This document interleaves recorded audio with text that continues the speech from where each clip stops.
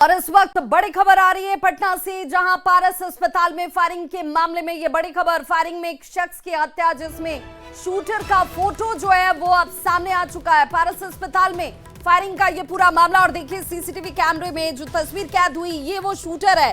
नीले रंग के और ये फुटेज इस वक्त आपके सामने, नीले रंग का ये जींस और व्हाइट रंग की शर्ट पहने हुए ये शख्स, देखिए हाथों में किस तरीके से पिस्टल जो है वो अपनी जेब से निकालता है और उस स्थान तक पहुंचता है। देखिए एक नहीं, चार भी नहीं, ये संख्या 5 की है। पहले शख्स ने हालांकि टोपी नहीं पहन रखी है, बाकी ये 4 शख्स के सर पर आपको टोपी भी नजर आ रही होगी और सभी के हाथ में ये पिस्टल है। और देखिए कैसे बड़े आराम से पिस्टल निकालकर ये शख्स उस रूम में पहुंचते हैं जहां पर कमरा संख्या 209 आपको दिख रहा होगा, लेकिन आपको दूर दूर तक पूरे इस प्रीमाइसेस में कोई दूसरा शख्स नजर नहीं आ रहा होगा। लेकिन एक शख्स देखिए कैसे एक करके ये 5 जो हैं उस कमरे में घुसते हैं और कमरे में घुसने के बाद ताबड़तोड़ फायरिंग की जाती है। एक्सक्लूसिव तस्वीरें इस वक्त आपके टीवी स्क्रीन पर, और संवाददाता संजय हमारे साथ इस वक्त ज्यादा जानकारी के साथ फोनलाइन पर पटना से जुड़ गए। संजय, बड़ी विडंबना वाली तस्वीर और पहले जरा तस्वीर देख लीजिए। ये वो वीडियो है जिसमें घटना को अंजाम देकर ये 5 शख्स, जिसमें ये 5 शख्स उस कमरे में पहले गए, गोली चलाई और उसके बाद फरार होते हुए नजर आए। लेकिन उतनी देर तक इस पूरे प्रीमाइसेस में, इस पूरे कॉरिडोर में आपको कोई दूसरा शख्स आता जाता नहीं दिखा होगा। लेकिन ये देखिए एक शख्स जो आखिर में निकल रहा है बड़े आराम से, जैसे इसे कुछ पता ही नहीं है। दूसरे कमरे के लोगों को जब आभास होता है कि कुछ तो हो रहा है, लेकिन क्या हुआ, लोग बाहर निकलकर झांकते हुए दिख रहे हैं, लेकिन उन्हें भी इस बात का अंदाजा नहीं होगा कि आखिर में जाता हुआ ये शख्स सबसे पहले गोली चलाता। और संवाददाता संजय हमारे साथ जुड़े हैं। संजय, बड़ी अजीब सी स्थिति है, ये 5 लोग बड़े आराम से अस्पताल में घुसते हैं, दूसरे तल्ले तक जाते हैं और उस कमरे में भी पहुंच गए जहां पर इस शख्स को निशाना बनाया गया। निश्चित तो बड़ा ही खौफनाक और है। ये तो सबसे बड़े हॉस्पिटल कह लीजिए, सिक्योरिटी जोन में जाता है और वहां पर इस तस्वीर 5 शूटर एक घुसते हैं, हथियार उनके हाथ में हथियार हैं। आप तस्वीरों में देख सकते हैं कितनी डरावनी तस्वीर है, थोड़ा इमेजिन कीजिए। और ये आराम से घुस रहे हैं, इनको किसी का खौफ भी नहीं है, और घुसते और उस कमरे में जाते हैं जहां पर। बिल्कुल संजय, आपसे हम फिर से जुड़ने की कोशिश करेंगे। आपकी आवाज सही तरीके से नहीं पहुंच रही है, जरा नेटवर्क एरिया में आइए। लेकिन जरा तस्वीर देखिए, तस्वीर सचमुच डराने वाली है और कानून व्यवस्था को लेकर सचमुच गंभीर चिंता पैदा करने वाली कि उस अस्पताल में जहां पर देखिए सुरक्षा होनी चाहिए या संभवतः होगी भी, लेकिन कैसे 5 ये शख्स देखिए अपने कमर से पिस्टल निकालते हैं और इन 5 के पास हथियार है। ये 5 एक एक करके पिस्टल निकालते हैं और उसके बाद कमरे में देखिए ये तीसरा शख्स घुस रहा है, उसके बाद ये चौथा, साथ ही उसके लगा हुआ एक 5वां ये शख्स, और सभी इस रिवॉल्वर के साथ उस कमरे में घुसे, घटना को अंजाम दिया और उसके बाद आराम से इसी कॉरिडोर से होते हुए निकल भी जाते हैं। सवाल ये कि आखिर ये 5 हथियारों के साथ दूसरे तले तक कैसे पहुंच गए, किसी शख्स ने उन्हें कैसे नहीं देखा, और जब इस गोलीबारी की घटना को अंजाम देकर ये यहां से निकलते हैं, उसकी भी तस्वीर हम आपको दिखाते हैं। ये देखिए ये कॉरिडोर आपको भी इस वक्त खाली दिख रहा होगा, कमरे का दरवाजा खुला हुआ है, कमरा संख्या 209, जिसमें ये 5 अपराधी देखिए घुसे। और देखिए अब ये एक एक करके शख्स देखिए कैसे गोलीबारी करने के बाद, पहला शख्स देखिए आपको भागता हुआ अपने हथियार को छुपा रहा है, ये दूसरा शख्स, तीसरा, उसके साथ ही ये चौथा शख्स जो है ये कमरे से निकलकर भागता है। लेकिन जरा रुकिए, अभी एक शख्स और है जो सबसे पहले कमरे में घुसा था, वो बड़े आराम से, उसे जरा भी इस बात की चिंता संभवतः नहीं दिख रही है कि कोई उसे पकड़ सकता है इस घटना के बाद।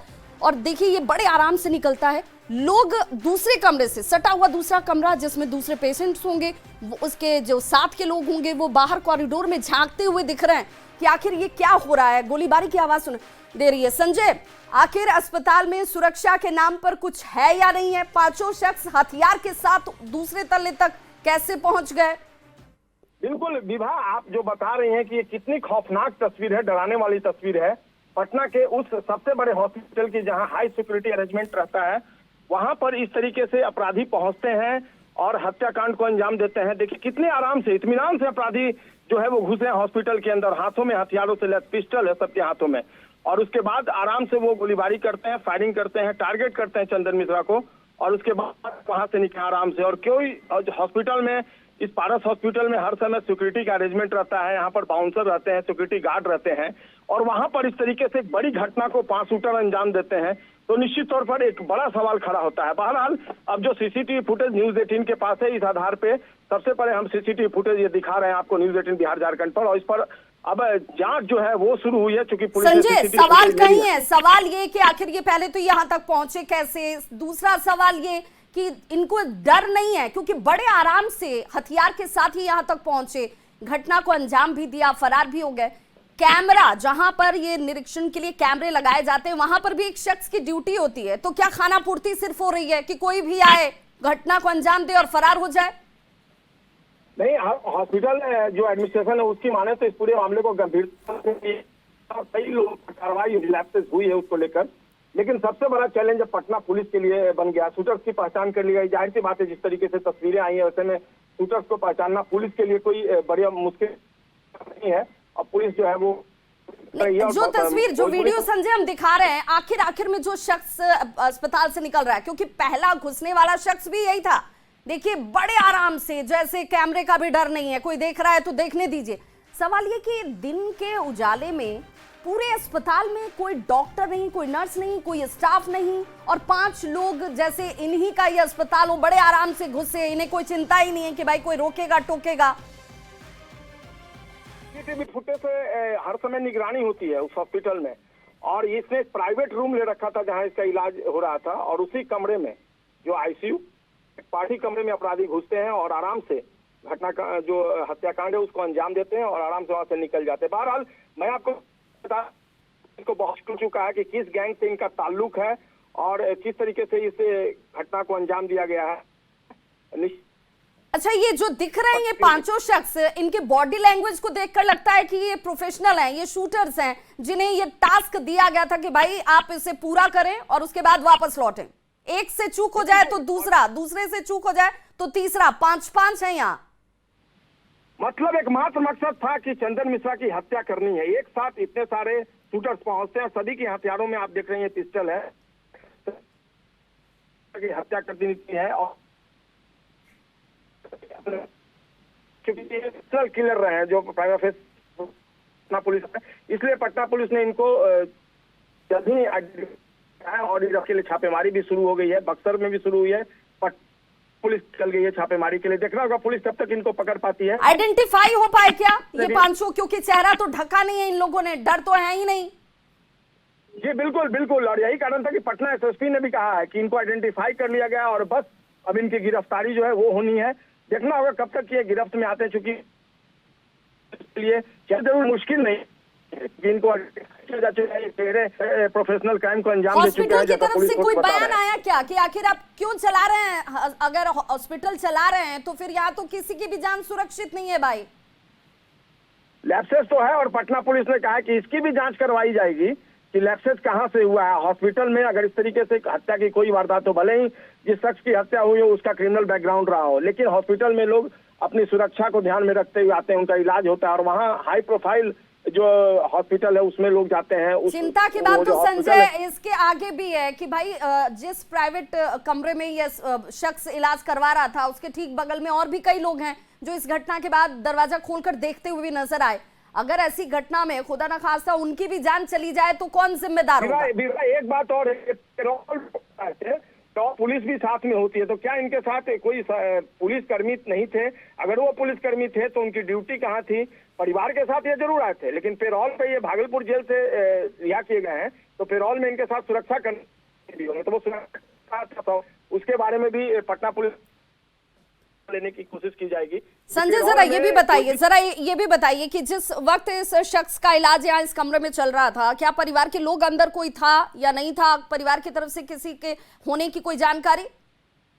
देखिए, पटना पुलिस के जो आलाधिकारी हैं उनसे जो न्यूज 18 की बातचीत हुई, उन्होंने कहा कि इसको फैमिली के साथ द्वारा लाया गया था, लेकिन एक बड़ा सवाल यह है कि फैमिली तो आई थी लेकिन ये पेरोल पे रिहाई हुआ था, इसकी रिहाई नहीं हुई थी, तो पेरोल में पुलिस भी साथ में रहती है, तो वो पुलिसकर्मी कहाँ थे? उनकी ड्यूटी कहाँ थी?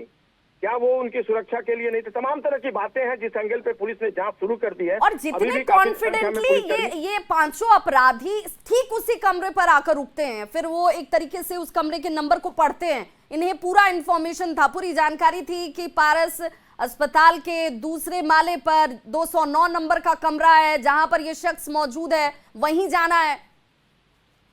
बिल्कुल बिल्कुल, और रेकी भी की गई थी। जो एक्टिविटीज दिख रही है इससे साफ तौर पे पता चल रहा है कि वो कमरा नंबर कहाँ है। जो शूटर्स थे उनको पहले से पता था, तो जाहिर सी बात है पहले से रेकी की गई होगी, इसलिए बहुत इत्मीनान से वो आते हैं और अपने जो हत्याकांड उसको अंजाम देते हैं और आराम से यहाँ से चलते बनते हैं और चले भी जाते हैं, और उसके बाद ये सारी चीजें हैं वो स्पष्ट होती है। बिल्कुल तो संजय, कई सवाल देखिए हैं, कई अब लोग- ये इस पूरे मामले में कई लैप्सेस हैं, क्योंकि अपराधी लिफ्ट का भी इस्तेमाल नहीं करते, ये सीढ़ियों से उतर कर जाते हैं। तो भाई इतनी देर तक किसी को इनके बॉडी लैंग्वेज को देखकर भी शक नहीं हुआ कि आखिर ये 5 लोग अचानक से अस्पताल में क्यों दौड़ते भागते हुए दिख रहे हैं? इन्हें रोका जाए, इन्हें पकड़ा जाए। इस बड़ी खबर पर लगातार हम बने हुए, एक छोटा सा अंतराल, फौरन होंगे वापस और सवाल पूछेंगे कि आखिर पटना में ये हो क्या रहा है।